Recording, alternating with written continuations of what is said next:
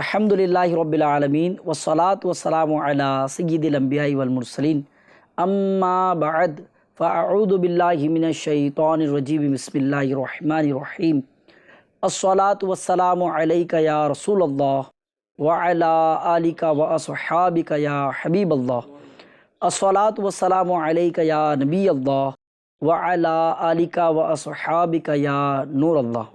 एफजीएन channel के नाजरीन, programme है हेल्थ इज़ वेल्थ। सेहत और इससे रिलेटेड कुछ अहम बातों पर हमारी जो है वो तवज्जो होती है। जाहिर है सेहत ही सब कुछ है। सेहतमंद जिस्म ये ज़्यादा काम कर सकता है, चाहे वो दुनियावी हो चाहे वो दीनी हो। आपको इबादत करनी है, अच्छी सेहत होगी तो इबादत में भी जहन लगेगा। इसी तरह से हमने अब तक कुछ टॉपिक्स पे बात की। आज भी हमारे प्यारे प्यारे मेहमानों के साथ इंशाअल्लाह करीम इन्हीं प्यारे प्यारे मौजू पर आज भी इंशाअल्लाह गुफ्तगू करेंगे। हमारे प्यारे मेहमान रुख रज़ा भाई और नईम भाई। कैसे रुख रज़ा भाई, खैरियत से हैं आप? अल्हम्दुलिल्लाह रब्बिल आलमीन अला कुल्ली हाल। आप कैसे हैं नईम भाई? अल्हम्दुलिल्लाह रब्बिल आलमीन माशाअल्लाह करीम। पिछले कुछ एपिसोड से जो है हम वो हेल्थ से रिलेटेड कुछ ना कुछ गुफ्तगू कर रहे हैं और जाहिर है एक बहुत अच्छा टॉपिक हमारा फूड, एक्सरसाइज और स्ट्रीट फूड्स को लेकर भी जो है वो चला। अब जो है ना मेरे जहन में कुछ चीज़ें आ रही थी, पहले मैं उस पर जो है वो हिंट देता हूँ, फिर आज का जो है वो टॉपिक आप गैस कीजिएगा। एक शख्स है जो है वो अक्सर बीमार रहता है और बीमारी की वजह जो है ना बहुत देर तक डॉक्टरों ने तलाश की तो पता चला कि ये जो ऐसा मरीज़ है कि वो कुछ वक्त के बाद जो है वो इसका हॉस्पिटल आना जाना लगा रहता है। यानी यूँ समझें कि वो एक हफ्ते के बाद जो है उसका यूँ होता है कि उस हॉस्पिटल आना ही है। जब वो हॉस्पिटल आता है डॉक्टर उसको जो है वक्ती तौर पे जो है वो दवाइयाँ देते हैं और जो है वो रिटर्न हो जाता है। फिर एक वक्त आया कि डॉक्टर ने जो है वो उसके हाथ देखे तो उससे ये पूछा कि घर में साफ़ सफाई कैसी होती है। तो जब उससे पूछा गया कि घर में साफ़ सफाई कैसी होती है तो बेचारा क्या जवाब देता, तो उसका ये जुमला था कि मेरा कोई ख़ास इन्वॉल्वमेंट नहीं है घर की साफ़ सफाई में। और डॉक्टर ने मुस्कुरा कर कहा कि बस यही वजह है कि आप हॉस्पिटल जो है वो बार बार आ रहे हैं। क्या लगता है रुख रज़ा भाई, क्या होगा आज का टॉपिक? जैसे कि आपकी जो गुफ्तगू से मुझे ऐसा महसूस हो रहा है कि आप जो है आज सफाई सुथराई और हाइजीन के रिलेटेड आप गुफ्तगू आज करना चाह रहे हैं। माशाल्लाह। और हम भी इसी सोच से भी इसी आए थे कि कुछ ना कुछ इस बारे में बात की जाए। नईम भाई का भी कुछ इसी तरह का इरादा है? जी इंशाल्लाह आज जो है क्लीनिनेस के बारे में सुनना चाहेंगे आपसे।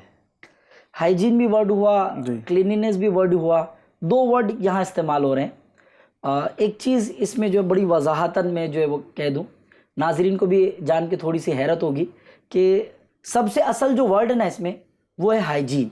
अच्छा। और hygiene stands for cleanliness and sanitization और it is not about the term only. यानी ये ऐसा कोई वर्ड नहीं है, ये वर्ड के साथ आपकी प्रैक्टिस है। यानी ऐसा नहीं है कि बस कह दिया क्लीनिनेस सैनिटाइजेशन, इसको असल में अपनी जो है ना प्रैक्टिसिंग लाइफ में लाना ये कहलाता है हाइजीन। यानी कहने से ज़्यादा करने पर जो है वो तवज्जो देनी है। इसको थोड़ा और अगर मैं ब्रीफ करूं तो एक चीज़ को समझे, अगर इसका यूँ समझे कि एक बिल्कुल एक टर्म जो इसका बना है कि साफ़ सफाई को अपने डे टू डे लाइफ का एक अहम हिस्सा बना लेना, इस पर जो है वो मुस्तकिल तौर पर जो है इसको आदतों में शुमार कर लेना, ये चीज़ कहलाती है जो है प्रॉपर हाइजीन। अब ये प्रॉपर हाइजीन ये हमें कैसे मिले, तो जाहिर है ये हमारे पॉजिटिव एटीट्यूड से ही जनरेट होती है। यानी एक शख्स है, जैसे मैं रुख रज़ा भाई के कुर्ते की बात करूँ तो बहुत प्यारा कुर्ता माशाल्लाह आपने पहना हुआ है, जज़ाकल्लाह। इसलिए भी बहुत अच्छा। इसी तरह से आपका जुब्बा भी माशाल्लाह ओमानी अंदाज का बड़ा अच्छा लग रहा है माशाल्लाह। जज़ाकल्लाह। अल्लाह आप दोनों को नजर बस से बचाए। माशाल्लाह आप भी माशाल्लाह काफ़ी अच्छे लग रहे हैं माशाल्लाह। जुब्बे में मामा शरीफ भी है, जज़ाकल्लाह खैरा। तो ये अच्छा इसलिए भी लग रहा है ना क्योंकि ये साफ है, ये बेदाग है। अगर आपके और मेरे लिबास पर अगर दाग आ जाए ना तो उसकी खूबसूरती कहीं ना कहीं जो है वो फोकस नहीं होगी। यानी कहीं ना कहीं वो दाग जो है वो हमें खलेगा कि यार कुर्ता बड़ा अच्छा है लेकिन ये दाग नहीं होता तो ये बेहतर होता। तो कहीं ना कहीं हाइजीन का भी यही रोल है कि हमारी क्लीनिनेस को जो है वो बिल्कुल बेदाग बनाया जाए। यानी ऐसा हो कि आपके लिबास से लेकर, आपके अंदाज से लेकर, आपके गुफ्तगू से लेकर, तो आपके दिखने से लेकर यानी फिजिकल अपीयरेंस से लेकर इंटरनल हाइजीन, हर एक चीज़ जो है वो हमारी साफ सफाई और डे टू डे लाइफ से कनेक्ट रखता बेशक है ना रुकरा साहब भाई? जी बिल्कुल। आपकी गुफ्तगू से आपके जो आपने स्टार्ट लिया है, जैसे आपने हॉस्पिटल का बताया कि एक जो बीमार था काफ़ी बार उसका हॉस्पिटल आना जाना रहा, लेकिन उसकी साफ़ सुथराई की वजह से जो है जब उसने डॉक्टर ने उसके हाथ देखे तब उनको पता चला कि सफाई सुथराई का वो ख्याल नहीं रखता। हमें पता चला हाइजीन जो है हमारी ज़िंदगी का एक बहुत अहम हिस्सा है, लेकिन इसे लोग सीरियस नहीं लेते। इसके बारे में भी आपसे जानना था कि इसकी वजह क्या है, कि सीरियस नहीं लेने के कॉन्सेप्ट क्या है? असल में देखिए कुछ चीज़ तो हमारी चॉइस होती है। जी बिल्कुल। और देखिए बहुत सिंपल सी चीज़ें, कुछ ऐसी चीज़ें जिनका आप पर इख्तियार है और कुछ चीज़ें जो आपके इख्तियार के बाहर है। हाइजीन वो है जो आपके इख्तियार में, आपके कंट्रोल में है। एक चीज़ है, अभी मैंने जब मैं इसकी चीज़ों की तैयारी कर रहा था हाइजीन के लिए, तो एक मैंने तहकीक पढ़ी कि रिसर्च पढ़ी कि 80% लोग जो हॉस्पिटलाइज्ड होते हैं उसकी एक बड़ी वजह जो होता है अनहाइजीनिक लाइफस्टाइल होता है। अच्छा। यानी साफ सफाई ना होना। और इसमें एक बड़ी तादाद जो है वो जो है टीनेजर्स की है। यानी वो जो एज है यानी बिलो 19 वाली, ये एज बहुत कसरत के साथ जो बीमार होती हैं उसका एक बहुत बड़ा रीज़न होता है हाइजीन मेंटेन ना रखना। जो है अच्छा साफ़ सुथरी चीज़ अच्छी लगती हैं, जैसे ये कमरा बड़ा अच्छा लग रहा है, ये सोफ़ा बड़ा अच्छा लग रहा है, ये वॉल बड़ी अच्छी लग रही है, ये टेबल बड़ा अच्छा लग रहा है। क्यों? क्योंकि साफ़ सुथरा है जी, और खाली खाली सा साफ़ सुथरा सा अच्छा लग रहा है। लेकिन अगर इस पर बहुत सारी चीज़ें बिखेर दी जाए, बहुत सारी चीज़ें जो है वो या रख दी जाए, तो ज़ाहिर है अगर बहुत सारी चीज़ें मिसमैनेजमेंट के साथ यहाँ होगी, इस कमरे में होगी या सोफ़े पे होगी या इस वॉल की तरफ होगी, या ये जो फ्रेमिंग है ये फ्रेमिंग प्रॉपर नहीं होगी, तो ज़ाहिर है ये चीज़ का लुक ख़राब हो जाएगा। जब ये दिखेगी भी अच्छी तो ये चीज़ें ऑटोमेटिकली ख़राब हो जाएगी। तो बहुत बढ़िया एक स्टेटमेंट है, वो स्टेटमेंट में रिपीट कर देता हूँ कि don't be a victim of your environment. आप अपने एनवायरनमेंट का विक्टिम कभी नहीं बने। यानी आप पर डिपेंड है, you are the designer of your environment. आप अपने एनवायरनमेंट को डिज़ाइन करें। जो अपने एनवायरनमेंट को हाइजीन के साथ डिज़ाइन करने में कामयाब हो गया तो यूँ समझें कि वो कभी भी अपने एनवायरनमेंट का विक्टिम नहीं बनेगा। कई बार जो है हम कोस रहे होते हैं कि यार इस वजह से बीमार पड़ गया, शायद इस वजह से बीमार पड़ गया, लेकिन आप देखें कि आपका अपना हाथ कितना था, आपने अपनी सफाई को, अपनी हाइजीन को कितना मेंटेन रखा। कई बार हम कह रहे थे कि वो खाने में जो है फूड पॉइजनिंग हुई, उस फूड पॉइजनिंग के कई रीजंस हो सकते हैं, लेकिन एक बड़ा रीज़न ये भी हो सकता है कि खाने से पहले जो है वो हाथ ही नहीं धुला था, या नाखून जो है वो तरशवाए नहीं थे, नाखून के अंदर बैठा हुआ मैल ये कई बार जो है बंदे को जो है वो डैमेज कर रहा होता है, नुकसान की तरफ ला रहा होता है। बहुत से लोगों का ऐसा देखा गया है कि वो नाखून अपने पर्पसली जो है बढ़ाते हैं और छोटे करने को वो समझते हैं वो कूल नहीं दिखेगा, और बड़े नाखून उनको कूल लगते हैं। तो ये हाइजीन से इसका क्या रिलेशन होगा? जैसे आप बता रहे थे कि नाखून जब बड़े होते तो उसमें जर्म्स वगैरह बैठ जाते हैं, ये एक रीज़न भी हो सकता है फूड पॉइजनिंग का। देखिए आदमी से जब चॉइस दी जाएगी ना कि आपको जो है वो दो ऑप्शन देते हैं, या तो आप हेल्थ ले लें या तो आप बड़े नाखून ले लें, क्या लेंगे रुकरा साहब भाई? हेल्थ ही लेंगे, बड़े नाखून से क्या करेंगे? देखिए यानी आप एक जो है ना वो समझदार शख्स जो है ना वो ये अच्छा ये जुमला भी हमारे जो है ना माशरे में कहा जाता है, जान है तो जहान है ना, ये जुमला कहा जाता है, लेकिन अमल की जब बात आती ना तो ये कहने वाले के लिए बड़ा टफ लगता है। अरे भाई यंगस्टर्स को देखा गया है कि वो लोग नाखून बढ़ाने को प्रेफरेंस देते हैं, और छोटे नाखून जब उनके वालिदैन उनको बोलते हैं या टीचर्स बोलते हैं तो वो उसको इग्नोर करते हैं कि यार मुझे क्यों बोला जा रहा है, ये तो मैं अपने पर्पस के लिए कर रहा हूँ, या बड़े नाखून रहेंगे तो मुझे जो है फ़ायदा मतलब अच्छा फील करते वो। ये जो सेटिस्फैक्शन है ना अपने कामों को बेहतर समझना, ये असल में एक बहुत बड़ी प्रॉब्लम है आज ह्यूमन साइकी की।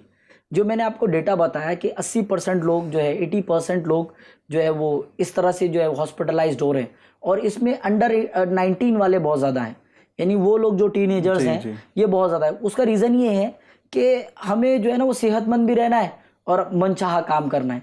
तो हाउ इट इज़ पॉसिबल? या तो आप साफ़ सफाई रख लें और अपने आप को सेहतमंद रखें, या तो जो है वो बैड हैबिट्स अपनाएं और बार बार बीमार पड़ें। तो चॉइस इज़ योर्स, यानी चॉइस माइन कि मैं क्या एक्सेप्ट करता हूँ। जो बंदा खुद से हाइजीन मेंटेन नहीं रखता, साफ़ सफाई का ख्याल नहीं रखता, खुद पर जो है वो चीज़ें स्पेंड नहीं करता।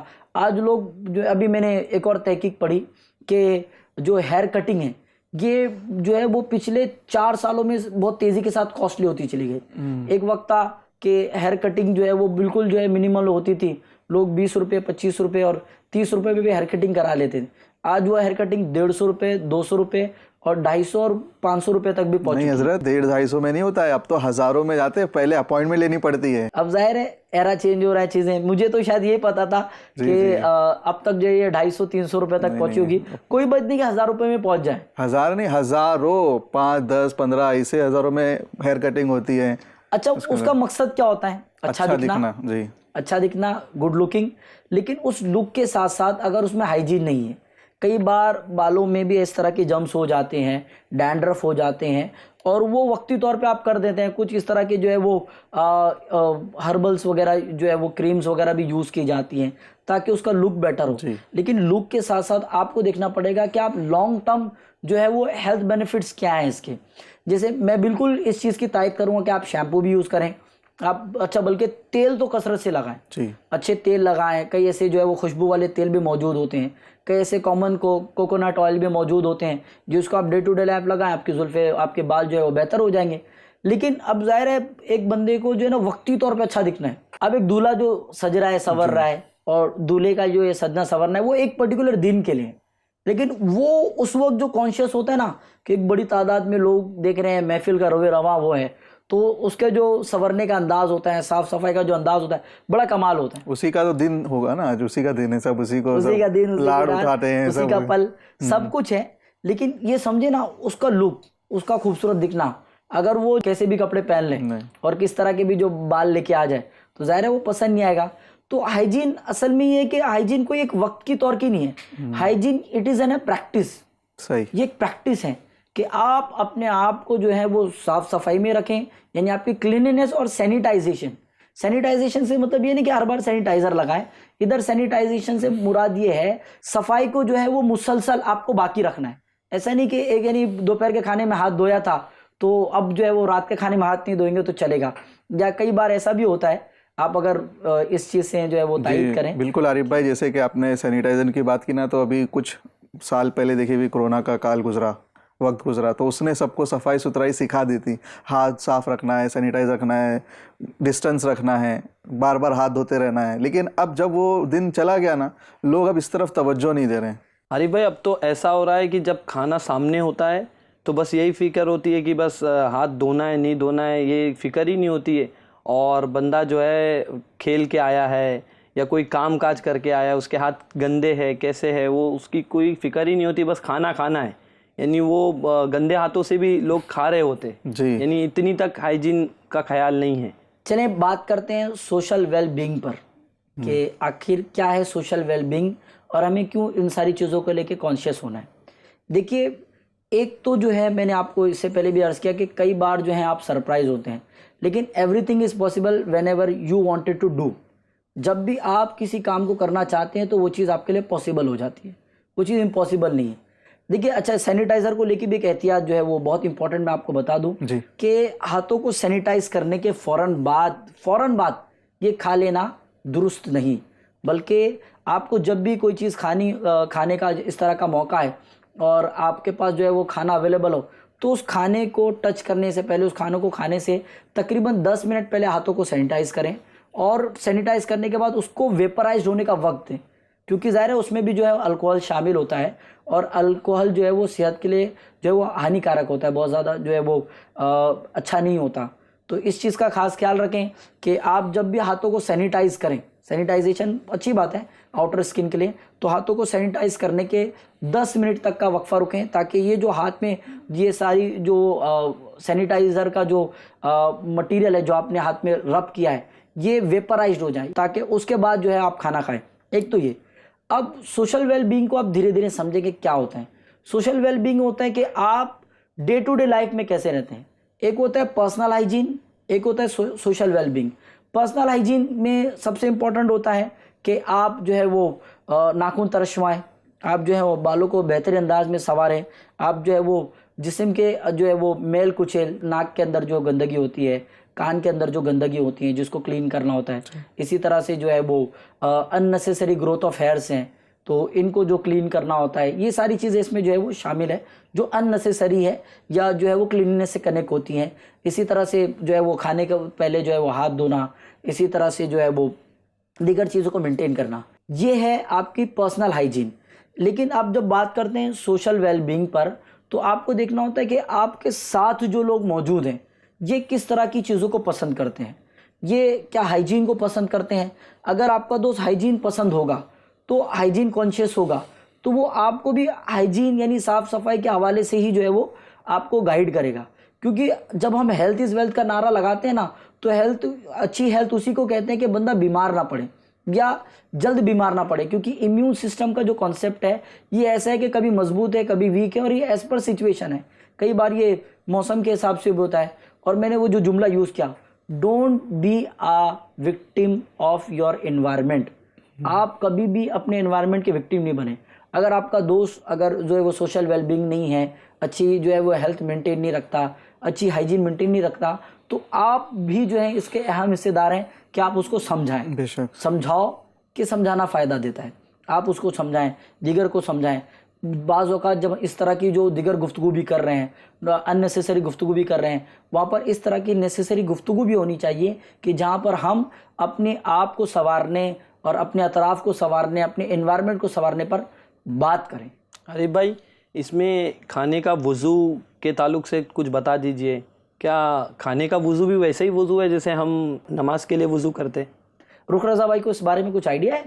जी अल्हम्दुलिल्लाह, मैंने दावत इस्लामी की दीनी माहौल में ये सुना है कि खाने से पहले वज़ू किया जाए। जैसे कि अल्हम्दुलिल्लाह नईम भाई आपने खाने के वज़ू की तरफ हमारी तवज्जो दिलाई, तो दावत इस्लामी की दीनी माहौल में भी अल्हम्दुलिल्लाह सुन्नतें सीखी और सिखाई जाती रहती है। और इस्लाम में सफाई सुथराई का अल्हम्दुलिल्लाह बहुत इस पर तवज्जो दी गई है और इसका जिस्मानी और रूहानी कनेक्शन भी है। जैसे कि कुरान पाक सूरह अल बकरा में अल्लाह तबारक व तआला इरशाद फरमाता है, इसका तर्जुमा कुछ यूँ है कि अल्लाह उन लोगों को पसंद करता है जो पाक हैं। सुभान अल्लाह। ठीक है, जो पाक हैं, जो साफ़ सफाई का ख्याल रखते हैं, अल्लाह उसे पसंद फरमाता है। और जहाँ खाने की बात आई है, तो खाने का वज़ू ये है कि खाने से पहले इतना आप अपना हाथ धो लें अच्छी तरह से, और खाने के बाद भी इतना हाथ धो लें, और अगला हिस्सा तो उंगली से साफ़ कर ले, ये आपका खाने का वज़ू हो जाएगा। ये खाने के वज़ू के हवाले से इतना है कि आप एक चीज़ को समझें कि जब भी आप कोई चीज़ खाने जाए ना, तो सबसे पहले मैं इसको जो साइंटिफिक रीज़न भी जो है वो अर्ज़ कर देता हूँ कि ये फरमाएगा खाने का वज़ू।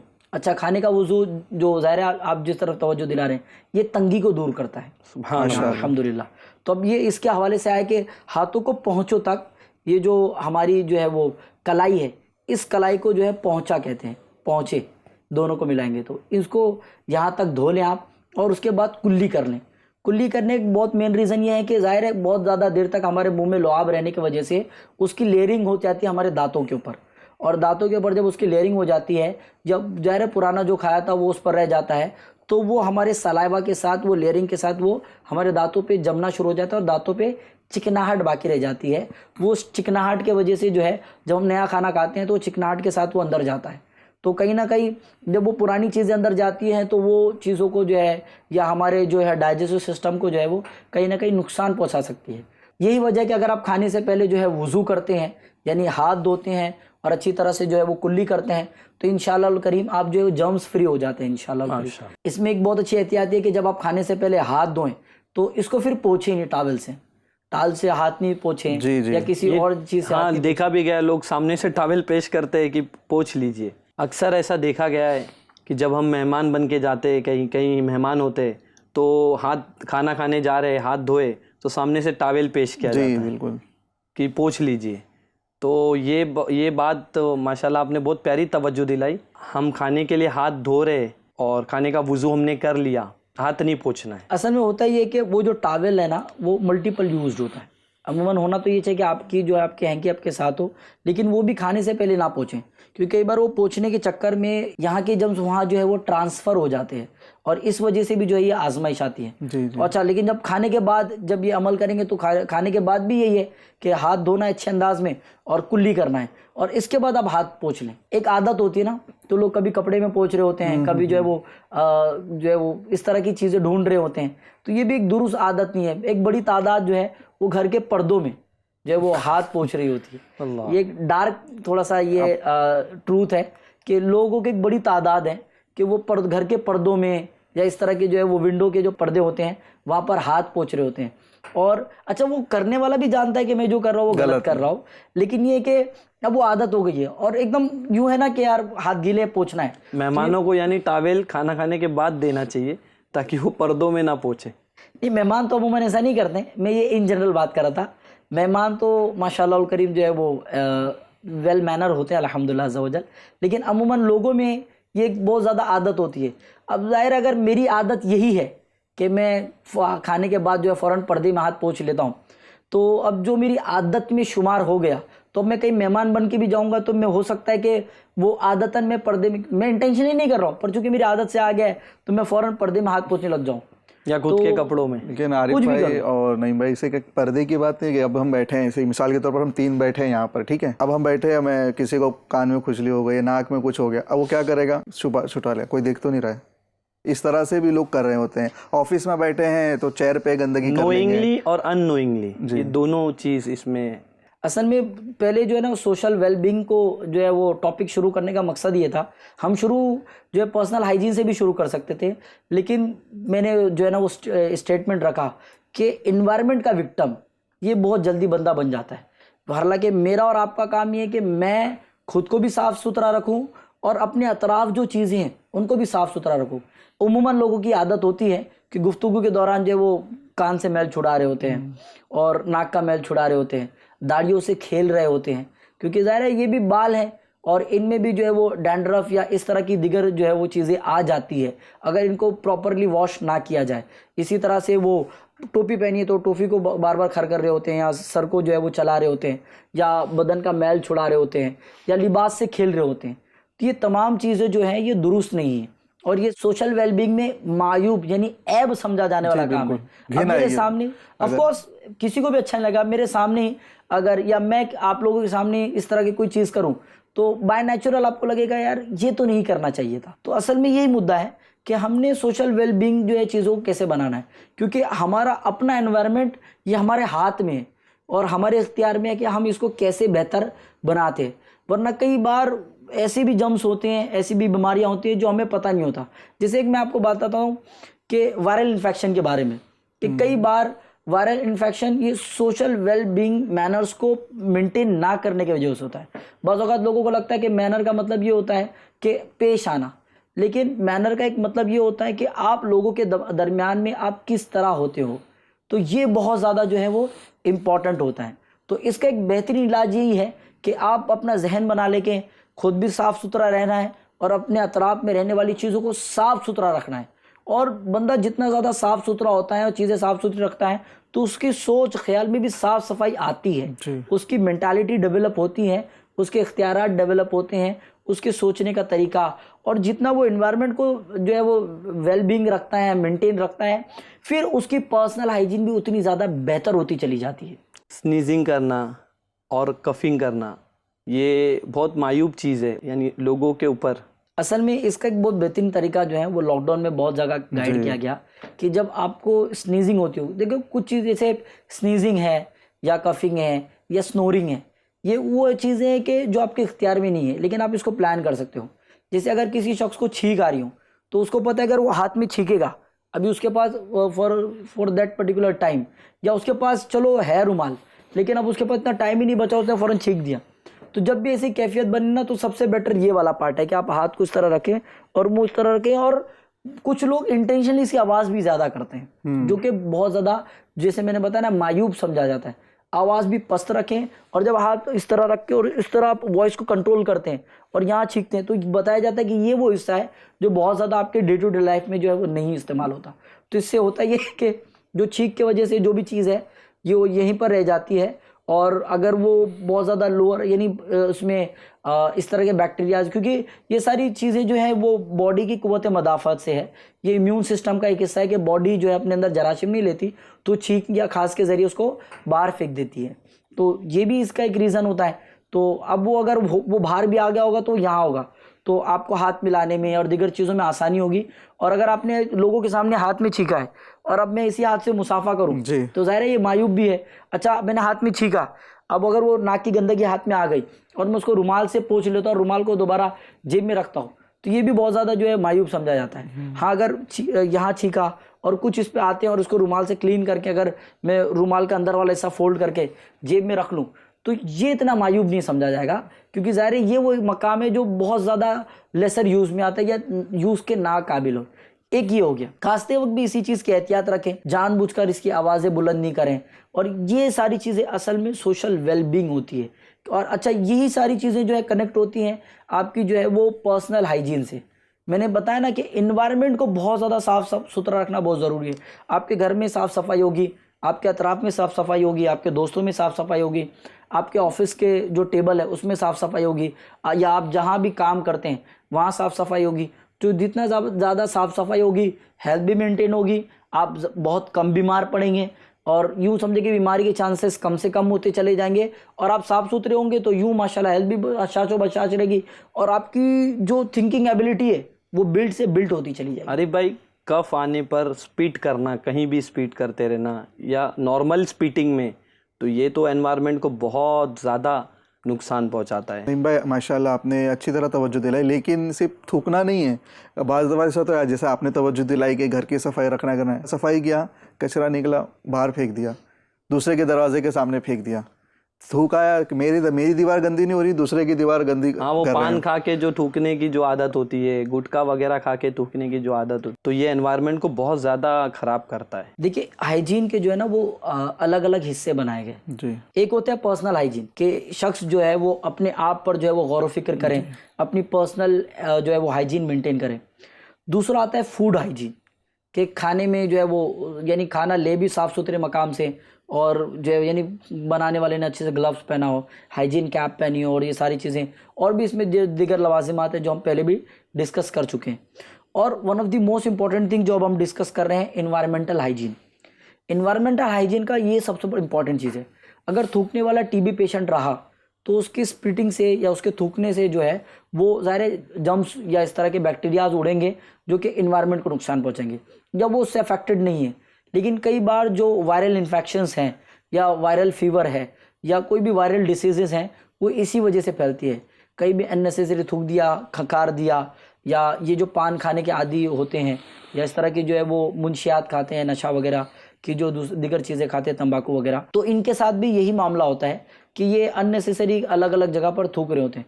पहले इसमें बहुत ज़्यादा जो है ना वो तमीज़ थी कि जो लोग पान खाते थे उनके साथ एक जो है वो पीक पॉट होता था जिसको हम थूकदान कहते हैं, उगलदान, थूकदान वगैरह जो भी इसको आप कहें। तो वो जो पीक पॉट होता था तो उसमें पीक करते थे, थूकते थे और उसको फिर ढक कर रख देते थे, बाद में उसको अच्छे अंदाज में क्लीन करते थे। ये एक तमीज़ होती थी और इंसान इस चीज़ को मेंटेन करता था जो मैंने आपको बताया। लेकिन अब इन्वायरमेंटल हाइजीन को बहुत ज़्यादा है, यानी एक बंदा इन्वायरमेंटल हाइजीन को इस तरह से भी नुकसान पहुंचा रहा है कि वो ये सोचता है कि यार चलो मेरे को तो नहीं है ना, मैंने तो बाहर थूका है, या मैंने कचरा बाहर डाला है, या मैंने जो है गंदगी बाहर डाली है। यानी जो आपका 1500 मीटर का जो सरकमफ्रेंस है, ये जो एरिया है, ये आपका भी हाइजीन का एक अहम हिस्सा है, ये आपका एक्चुअल इन्वायरमेंट है। क्योंकि इतने हिस्से में अगर कोई भी गंदगी होती है तो ये सराउंडिंग की वजह से आपका पर्सनल हाइजीन भी इफेक्ट होगा, आपका फूड हाइजीन भी इफेक्ट होगा, और इन्वायरमेंटल हाइजीन तो इफेक्ट हो ही रहा है। तो इसके लिए बहुत इंपॉर्टेंट है कि कुछ चीज़ों को आप बहुत ज़्यादा एहतियात में रखें।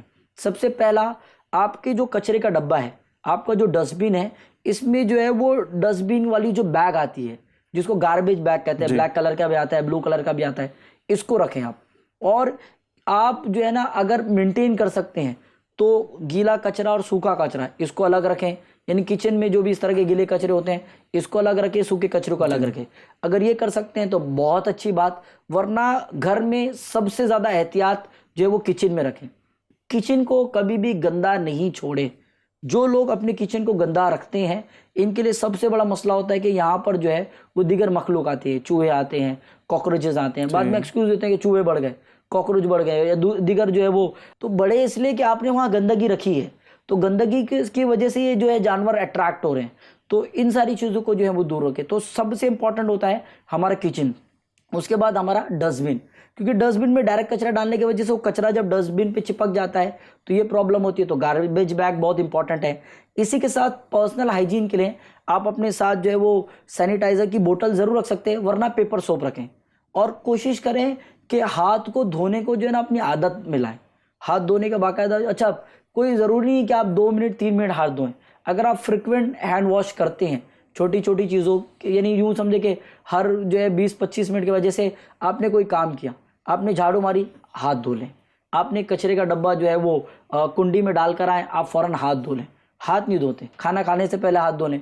अच्छा, खाना खाने के बाद हाथ धो चुके थे, अब आए फ्रूट खाया, तो फ्रूट खाने के बाद भी जो है वो, या फ्रूट खाने के बाद कुछ और खाया तो अब हाथ नहीं धोते, तो अभी भी हाथ धोएं। तो ये सारी चीज़ें आपकी पर्सनल हाइजीन ही आपके इन्वायरमेंटल हाइजीन को कनेक्ट करती है। और कई बार ये छोटी छोटी चीज़ों को ध्यान ना देने की वजह से जो है वो बीमारियां घर करती हैं, हमारा सराउंडिंग इफेक्ट होता है और हम जो है वो बीमार पड़ना शुरू होते हैं। आरिफ भाई, आपकी इस बात से ना मुझे एक वाक़या याद आ गया, जिसमें एक ड्राइवर का वाक़या था जो मैंने किताब में पढ़ा था कि ड्राइवर जो था वो ढाबे पे उतरा और उसने खाना खाया। खाना खाने के कुछ देर बाद वो मर गया। खाना खाने की कुछ देर बाद वो मर गया। अब सब लोग जमा हो गए कि भाई क्या हो गया। दूसरे लोग, फिर नहीं हुआ कुछ इफेक्ट उन लोगों को, ये ड्राइवर ही क्यों मरा। जब तहकीक की गई पता खाने में प्रॉब्लम नहीं था, खाने में प्रॉब्लम नहीं था, क्योंकि अगर खाने में प्रॉब्लम होता तो दूसरे भी इफेक्ट होते, लेकिन वो ड्राइवर ही क्यों मरा। जब उसके बारे में पता चला, ये पता चला कि कुछ देर पहले वो जहाँ जो ट्रक चला रहा था वो उसने टायर चेंज किया था, टायर की प्रॉब्लम थी और टायर के नीचे सांप आ चुका था। अच्छा, यानी सांप जो है वो टायर के नीचे कुचल चुका था और उसने कुछ गाड़ी का टायर बनाया अपनी और वो बगैर हाथ धोए खाना खाने लगा। उसका जो जहर था उसके हाथ में था, जो हाथ के जरिए उसके पेट में चला गया। अल्लाह अकबर, अल्लाह अकबर। तो एफजेन चैनल के नाजरीन से गुजारिश करूंगा, जैसे हमारे आरिफ भाई ने बताया कि खाना खाने से पहले और हर चीज़ में जो है अपने हाथ की सफाई का बिलखुसूस ध्यान रखें। ये जो फ्रिक्वेंट हैंड वॉशिंग जो है ये कई बीमारियों को इंशाअल्लाह करीम टाल देगा। आरिफ भाई, सफाई आधा ईमान है, इसके ताल्लुक से भी एलॉबरेट कीजिए कुछ बातें। मैं इस चीज़ से एक चीज़ समझाऊं, ये कि मोमिन जो है वो गंदा नहीं हो। बेशक मोमिन जो है वो गंदगी को पसंद नहीं करता, मोमिन जो है ये सफाई को पसंद करता है। और ईमान का एक अहम हिस्सा जो है वो साफ़ सफाई है। तो खैर, आज का जो ये मौजू था जिसमें हमने कुछ अहम चीज़ों पे बात किया और इस तरफ भी तवज्जो दिलाई कि आपको और हमने साफ़ सफाई को बहुत ज़्यादा मेंटेन करना है। एफजेन चैनल के नाजरीन, हमारा जो ये प्रोग्राम है हेल्थ इज़ वेल्थ, तो जाहिर है ये प्रोग्राम रखा ही हमने हेल्थ को वेल्थ करने के लिए, और इसके लिए हाइजीन भी एक बहुत इंपॉर्टेंट टॉपिक है। तो आप भी अपनी सेहत का, अपने खाने का और अपनी साफ़ सफाई का बहुत ज़्यादा ख्याल रखें। खुद भी साफ़ सुथरे रहिए और अपने एनवायरनमेंट को, अपने माहौल को भी साफ़ सुथरा बनाइए। अल्लाह करीम हमें कहने सुनने से ज़्यादा अमल करने की तौफीक अता फरमाए। एफजेन चैनल देखते रहिए, दिखाते रहिए। सल्लु अलल हबीब सल्लल्लाहु तआला अला मुहम्मद सल्लल्लाहु तआला अलैहि वसल्लम। जो है बीमार सेहत के तालिब, उन पे फरमा करम